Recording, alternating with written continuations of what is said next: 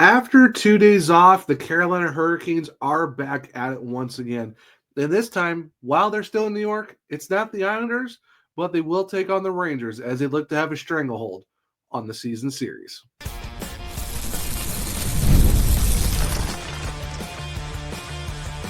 You're Locked On Hurricanes, your daily podcast on the Carolina Hurricanes. Part of the Locked On Podcast Network, your team every day. Welcome to a Tuesday edition of Locked On Hurricanes, your team every day, part of the Locked On Podcast Network. Thank you to the everydayer for making this your first listen of the day. 5 days a week, Monday through Friday, talking everything about your Carolina Hurricanes.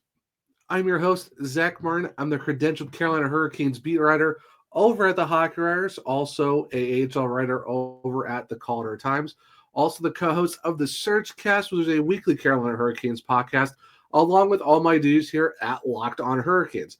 Got a fun Tuesday preview edition of the pod as we will be previewing the Carolina Hurricanes' third game of the season against the New York Rangers in a 4-game season set. Who are the players that we should be watching in this game? And later on, we're going to hear from Rod Brind'Amour post-practice after Monday. But before we jump into all of that action, Super Bowl 59 is here, and there's no better way to make every play more exciting with the FanDuel Sportsbook. New customers can bet just $5, and if you win, you'll score $200 in bonus bets. Download the app or head to FanDuel.com to get started. Now, like I said, the Carolina Hurricanes, this is their third game of 4 for the regular season against New York Rangers, and they've won the first 2 matchups back on November 27th. The Hurricanes won 4-3 in Carolina, and then on December 22nd, which was at 12:30 p.m., really early start, they actually won 3-1. So this is the penultimate matchup between the two sides. Of course, this will be on FanDuel Sports Network South, and it's a 7 p.m. puck drop with your Carolina Hurricanes sitting at 30-16-4, and the New York Rangers at 24-21-4. Now, in the last 10 games, the Hurricanes are 6-2-2, which, they did have a 4-game winning streak, which unfortunately got snapped on Saturday against the Islanders, but they are on a 5-game point streak. So while they're looking to get back into the win column, they're also looking to go for their 6th straight game with at least a point. Now, for the New York Rangers, they are 6-1-3. They lost their last game to the Colorado Avalanche. Before that, they won against the Flyers and the Ottawa Senators. So you have two teams who are doing pretty good in their last 10, with the Rangers, getting that one extra point with the extra overtime loss. But overall, with the Hurricanes, playing some great hockey. Like I said, had that 4-game winning streak against Vegas, Chicago, Dallas, and then Columbus. Then the overtime loss against the Islanders, which was the first game for Taylor Hall and Mikko Rantanen. But we all know it's the first game with those guys trying to figure out the lines and stuff like that. You got a point out of it. Can't really be too upset about that overall. Now, looking at the tail of the tape between the two sides, you could definitely tell that there's some closeness for both of these teams, but there is a little bit of separation. Now, for the power play, when it comes to the special teams overall, the Hurricanes are 18th at 21.1%, so they're trying to slowly build their way back up in the power play with Shane Gostisbehere back, and also with Mikko Rantanen on the first power play, and with Andrei Svechnikov, Sebastian Aho, and Seth Jarvis, while the Rangers are 20.3%, sitting at 20th. Now, this is going to be the really key matchup for both sides, because while both of these teams are in the bottom half of the league in the power play, they're actually both in the top 5 in the penalty kill. Carolina Hurricanes are back in first place on the penalty kill at 85.7%, while the Rangers at 4th at 83.4%. So I guess you would say one of the keys for this game is looking at how both these teams are really good at the penalty kill while their power plays are struggling. So if there's a lot of penalties in this game, whoever manages to beat the other's penalty kill is going to be very huge, because it seems like both of these teams don't really give up a lot of power play goals. And so it's basically whoever gets the first one might be able to take this. So special teams is definitely going to be a very big, interesting for sure. So for the Hurricanes, they are really going to need to win the special teams battle, with the fact that the Rangers aren't top 5 in the penalty kill, but they are 20th in their power play. So something to keep in mind. Face-off percentage, Rangers are sitting second at 53.7 compared to your Carolina Hurricanes at 52.4. I know last game was very not so great for the Hurricanes in terms of the face-off percentage against the Islanders. Are actually 30%. With a team like Rod Brind'Amour, that really matters, especially when you have Jordan Staal as one of your centers, and Rod Brind'Amour is a guy who's won a lot of face-offs in his career. So that's another key to the game for me, is you got to win the face-off battle. Yes, you're fourth right now, but that last game, you cannot have anything less than 30%. Honestly, you can't have anything less than 40% right now if you're the Carolina Hurricanes, because possession really does matter, especially if you're on the offensive zone. You have to win those. You have to win those battles in the face-off battle, so you can keep the puck in the zone and create more opportunities. If you're always losing, then you're just always having to go back and chase the puck and bring it back into the zone again. So that's another key to the game for me for the Hurricanes, is that they have to go out there and win a lot more, probably in between 40 and 50%. You hope it's over 50% in the face-off, but that's a big thing, is you got to win the face-off battle against the New York Rangers, who sit second. Now, with the goals for and the goals against per game, the Hurricanes are fifth at 3.34 goals per game, while the Rangers at 3.02 and in 13th. And that number's definitely gone up for them for the fact that they've won 6 of their last 10. So definitely something to keep an eye out when it comes to goal scoring on that side. But for the Hurricanes, they do have this going for them. They are ninth in goals allowed at 2.76, while the Rangers are at 3.02, which basically ties their goals for and their goals against, but that's 18th in the NHL. So this is where you have to get on the Rangers early and keep your foot on the gas. So this is another key for me, is a quick start like you saw against the Islanders within the first 7 minutes. You had a 2-0 lead. While you want to do that, you also got to maintain the lead too. So if I'm the Hurricanes, get out early and stay out early. Because if you're able to score against this team who's getting over 3 goals a game, which is 18th in the entire NHL, when you're putting up the 5th most amount of goals, this is where you should definitely take the opportunity to get in front of this team, quiet match the score guard, and basically just keep your foot on the gas the entire time. So it's start early, get out early, and just basically finish this game early and take them basically out of this game. So definitely something that we're hoping for when it comes to winning the special teams, taking care of that, going win the face-offs, and then starting early and finishing out and taking care of business as they go along. So now, who are the players to watch over the last 5 games in terms of points, goals, and assists? While we will do our players to watch overall in this game, but who's been cashing in on the score sheet as of late for both sides? Well, in terms of points, the Carolina Hurricanes have Seth Jarvis with 7 points in the last 5 games, 5 of them being goals, and Jacob Slavin with 4 assists. On the Rangers side of things, Adam Fox, 6 points in the last 5 games for the Rangers, but he does have 5 assists out of those 6. And then Artemi Panarin with 2 goals. Now, lastly, before we go into our players to watch overall, what's the goaltending matchups possibly looking like? How are the goalies doing overall? Well, for the Carolina Hurricanes, of course, you got Pierre Kachekov at 18, 9, and 3 with the 2.48 goals against and a 903 save percentage with a shutout. Now, last game, he did go up 3 goals to the Islanders, the one in overtime, on the only shot. But for me, that wasn't on Peter Kachekov, where you could maybe make an argument for the first one, but the second one is just Anders Lee being a defenseman to the goal. And then on the third one, it's a 2-on-1 advantage.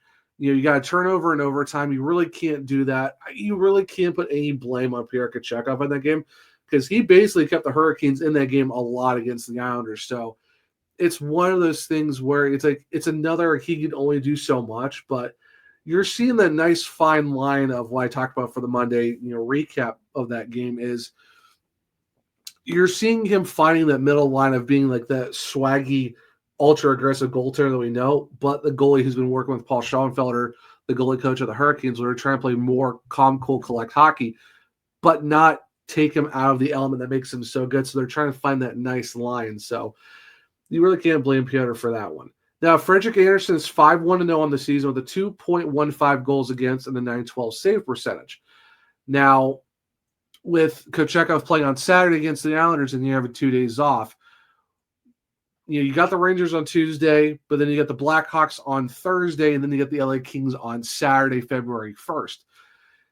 This is going to be interesting to see if you go back to Pierre Kochetkov once again and basically have Kochetkov against the Rangers, Anderson against the Blackhawks, and then Kochetkov against the Kings. I can see that possibly being the case because if you still think you're still trying to get Frederik Andersen more acclimated, maybe get him ready, slowly but surely, and, with the extra days off, maybe you throw Peter back in again because you haven't played against the Islanders.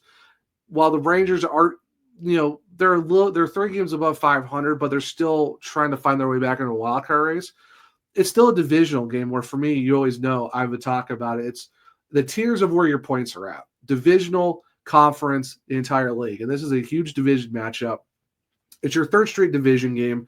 You beat the Blue Jackets. You got a point against the Islanders. Now it's like you want to go get the extra win against the Rangers and take a 3-0 stranglehold on the season series. Well, it doesn't matter overall in the playoffs, but it's still nice to have some bragging rights against, one of your division foes.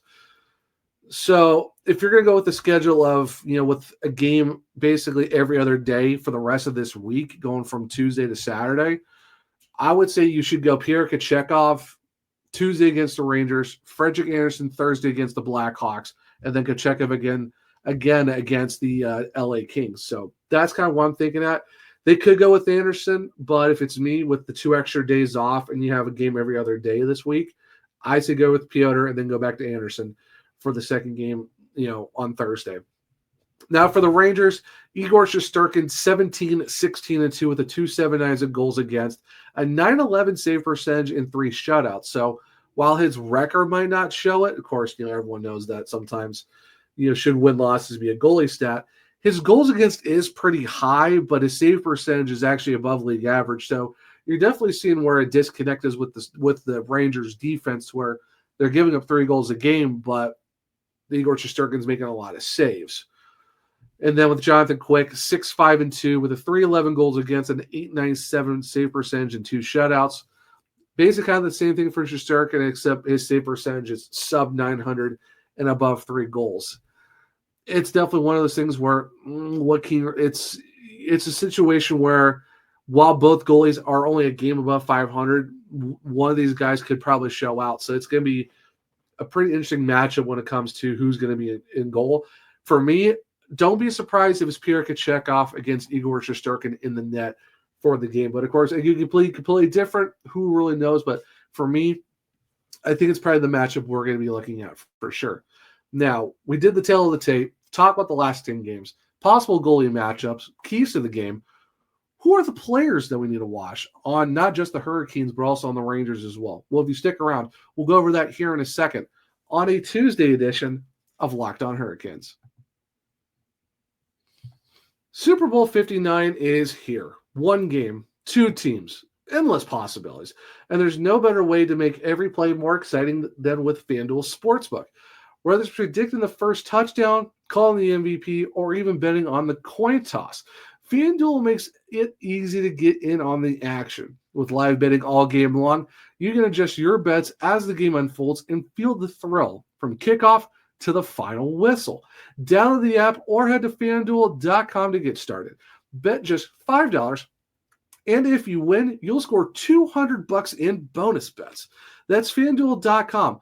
Bet with FanDuel, official partner of Super Bowl 59. Welcome back to segment 2 of Locked On Hurricanes, your team every day. So we did the tail of the tape. We talked about possible goalie matchups, last 10 games. Now let's look at the players that we need to watch in this game going into the Rangers. And we'll actually start with the home team first. Who should the Hurricanes be watching for? Well, as comes to no surprise, Artemi Panarin. While he does have 2 goals in his last 5 games, he's still going to need to watch out for. 52 points in 47 games, 21 goals, 31 assists. Just a tad under 20 minutes of ice time per game, and the shots, he's had 145 shots this season for the Rangers, which does lead the entire team. So he is a -5, but you never want to overlook Artemi Panarin just because of the fact that he can pretty much almost score at will. A lot of shots, almost time on ice, well over a point per game right now. Another guy you want to keep an eye on is Alexis Lafreniere, 30 points in 49 games. He is a -10, but let's not overlook, too, the fact that he's actually been really good for the Rangers this year. while he is under a point per game, you really don't want to overlook him just for the fact that he's been really showing out this year, which a lot of people were kind of hoping for when it came to him overall. And on the defense side of things, obviously Adam Fox, over 23 and a half minutes per game, plus 9, 40 points in 49 games, does have 84 shots, 69 blocks in 30 hits. So overall, he's a well-rounded type of player where you have Brandon Schneider, who's got 65 shots, but does have 86 blocks and 79 hits. While Adam Fox isn't a big hitter like Schneider or, Keandre Miller, he does, throw a lot of blocks in there, which is third on the entire defense, and he has 84 shots, which leads all defensemen. So definitely a guy you need to watch out for as well.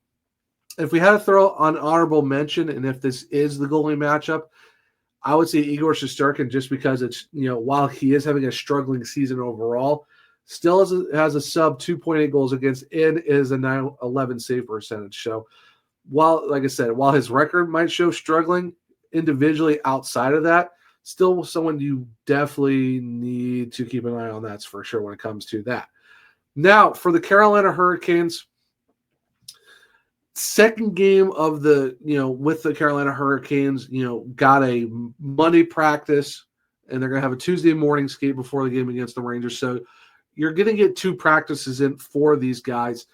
And for me, it's kind of it's a twofold here, where it's Mikko Rantanen and Taylor Hall.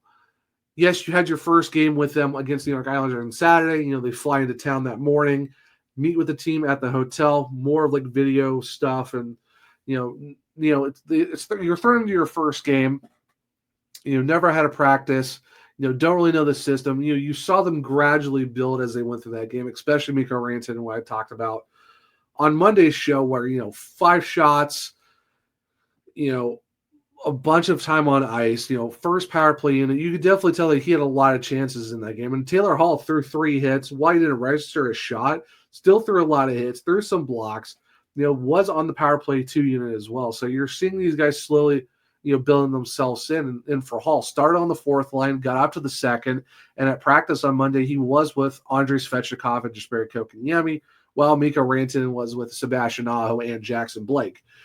So if you're looking at 2 guys who I think might have a bump going into this game against the Rangers, it's those 2, because now you're kind of seeing you see them within the system now, because you saw from the photos and the videos on social media, Mikko and Taylor Hall are both talking to Rod Brind'Amour. They're talking to Brent Burns, Jacob Slavin, Jordan Staal, Sebastian Aho. Even Mikko Rantanen was called on the team's, shootout drills, where if you score on the shootout, the guys don't have to skate, and if the goalie saves it, you have to skate. Rantanen went posting in, and that was a very loud ping that came on that video. So when called upon, he comes in and is clutch. So I think, 2 guys we're definitely going to keep an eye on for this game is definitely going to be Mikko Rantanen and Taylor Hall. While, they both don't have points as of yet, this is still something to where you want to keep an eye on these guys for they've now done 2 practices going into the game. Now you kind of have some familiarity with the system. Now you're kind of, having some familiarity with your line mates. While it's still going to take some time, let's pump the brakes. It's not going to be okay, these guys are going to score a hat trick every game, or, we're going to go on we're going to win 5-0 every game, and we're not going to lose for the rest of the season. That's just not how it works. These things take time. So I think with the fact you're going to have a couple practices under your belt, you kind of have an idea of what the Hurricanes want you to do, and try to adapt your play style, your skill set into this roster. I think that's something that's going to be very looked upon too, if they're going to find a way to figure that out for them. And then another one for me, I'm really curious to see how, you look at the defense. And in terms of that, it's how is, Jacob Slavin and Brent Burns going to be? Now, they're both playing over 21 minutes. They both have 18 points on the season, but Jacob Slavin's a +7. Brent Burns is a -2. And you could definitely tell that while Jacob Slavin's still doing Jacob Slavin things, it's not surprising. For Brent Burns, it's more of, is Father Time really catching up on him? Because you could definitely tell that there's been a little bit of a slower step to his game, not an offensive, output like we're usually seeing from him for the last couple of seasons. And I feel like it's, there has been some costly turnovers as of late, not maybe having crisper passes as you would think of. So it's one of those things for me is where you really can't do that to the Rangers, because while they have struggled earlier this season, they have won 6 of their last 10. The Rangers still have guys who can make you pay. Like if the Islanders can make you do it on Saturday, especially in overtime, don't be surprised if the Rangers could do it as well. So for me, this is kind of a thing where it's like you have to be very crisp. You have to be very on top of it, because you really don't want to give the Rangers opportunities to make you pay like the Islanders did. So for me, Slavin, I'm not too worried about because he does Slavin things. For me, it's more of a Brent Burns of, is Father Time really catching up to you to the point where it's like, is there a conversation of you staying on the top line, or is it going to be, limited minutes? Or I'm not sure. No, I'm nothing against Brent, but it's like you have to find a way to not start having all these turnovers while you're maybe not scoring. Maybe there's more of a defensive incorporation to the game of not giving up turnovers and having the other team go against you. So it'll be interesting to see how that goes. We'll definitely have to keep an eye on those guys as the Carolina Hurricanes take on the New York Rangers on Tuesday night. Now, we were talking about practice. We will hear from Rod Brind'Amour and get his thoughts overall with the team after their first practice, with Rantanen and Hall for the first time. So stick around, as we'll go into that here in a second on a Tuesday edition of Locked On Hurricanes.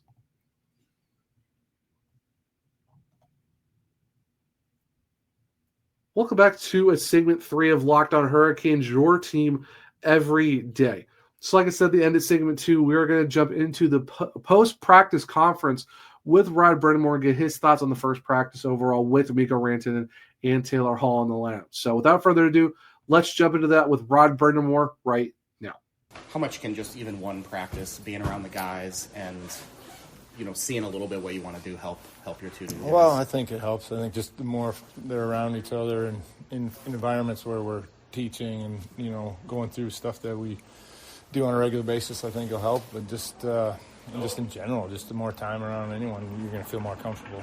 How much can a situation like this help Taylor, going from a team that isn't, is playing for the draft almost to going into contention as a player? I think any player, but especially a guy who's been around and, played a lot of years at a high level and, wants to probably, rekindle that a little bit, being in the hunt and all that, I think it's going to help him. Certainly hope so. This is my second year covering the Avs. Whenever I got the job, one person reached out to me and said, everybody knows how great Nate and Kale are, but wait until you see the other guy. Just now that you've been around him for a couple of days, is there anything that's even surprised you about how good Mikko Rantanen is? I don't know how to answer that. We, like you kind of said, you certainly coaching against them, you know how good really all three of them are. Different players, right? All three, but obviously immensely good at what they do, and didn't take much of a game to understand where he's at. I know he's a great hockey player. He's going to have to figure out what we do. It's going to take some time, but we knew we were getting a good one. I guess just from you coached Martin for a long time. Yeah. What was it like, sort of watching him figure it out? Natchez? Yeah. Yeah. I said it. It's tough to watch those guys grow under your wing kind of thing. And, they've been in your organization a long time. And, Jack as well. That's the bad part of the business.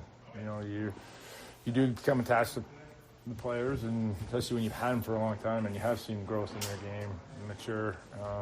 But also happy for a new opportunity.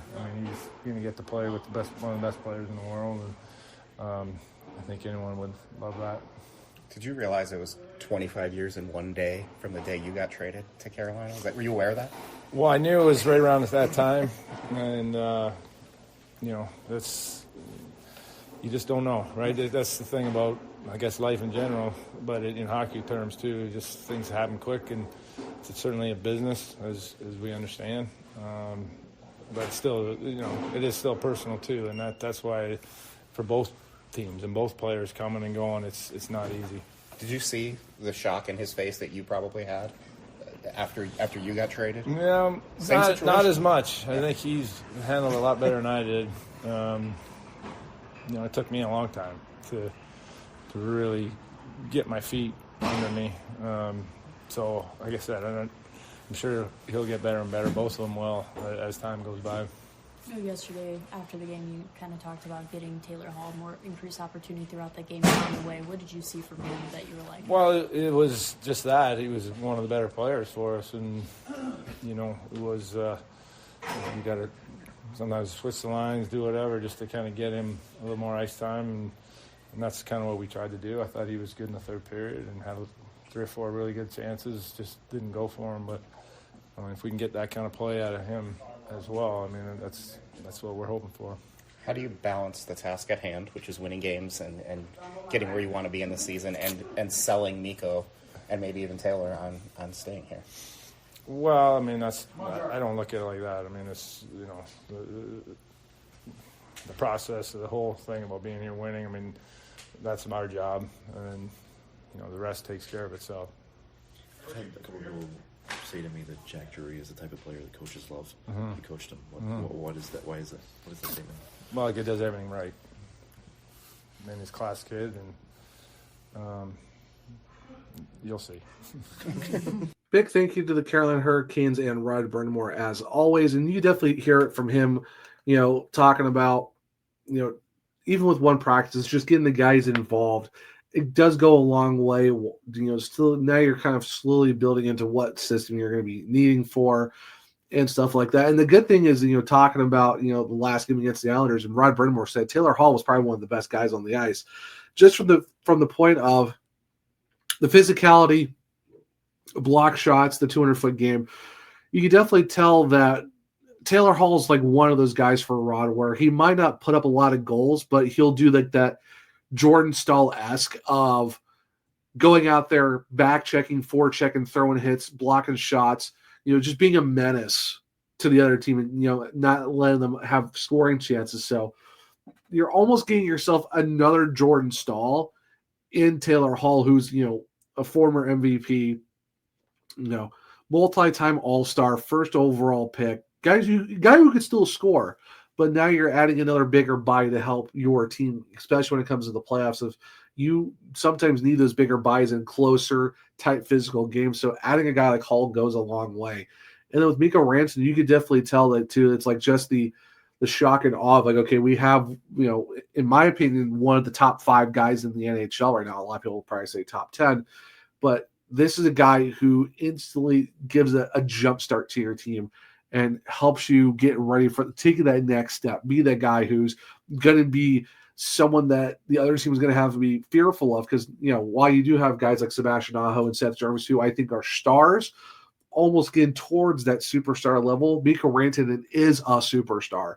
And that's a guy that a lot of guys are going to fear now. Now you have Aho and Rantanen on the same line. Oh, and don't forget you have Andrei Svechnikov, and you got Seth Jarvis farther down the lineup too. So it's like you're going to have a Hurricanes team that's rolling a bunch of at least 3 lines of guys who teams have to watch out for.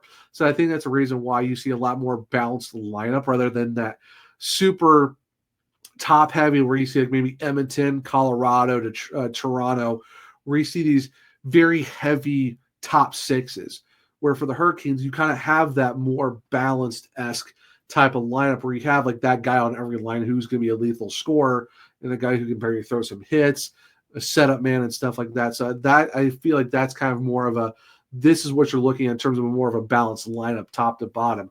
And of course you heard at the very end why Jack Roslovic wasn't there at practice. He was just sick. Nothing, no trades, nothing serious. It's just, hey, you get sick, stuff happens. That's why he wasn't there. And that's why Riley Stillman filled in on the 4th line. And you can hear one of the Avalanche guys who was there talking about, Martin Necas and Jack Drury. And, you can hear Rod's voice. It's like it's the unfortunate part of the business where you see guys that you've had in your system for a while. You had them here for a few seasons.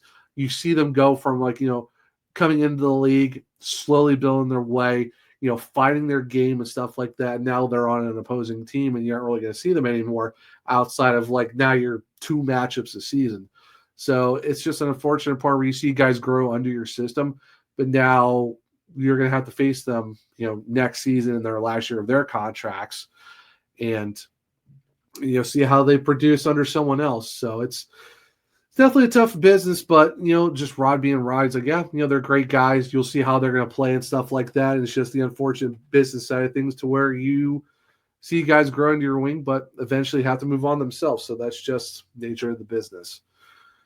But I don't know. For me, I'm just really excited for the fact that you got Mika Ranson, you got Taylor Hall, you got a couple. Now you're gonna have a couple of practices into your belt by the time you get to the New York Ranger game on Tuesday night at 7:00. So it should definitely be exciting for sure to see how the guys are going to do in their second game with their 2 new additions. So it'll definitely be exciting for sure.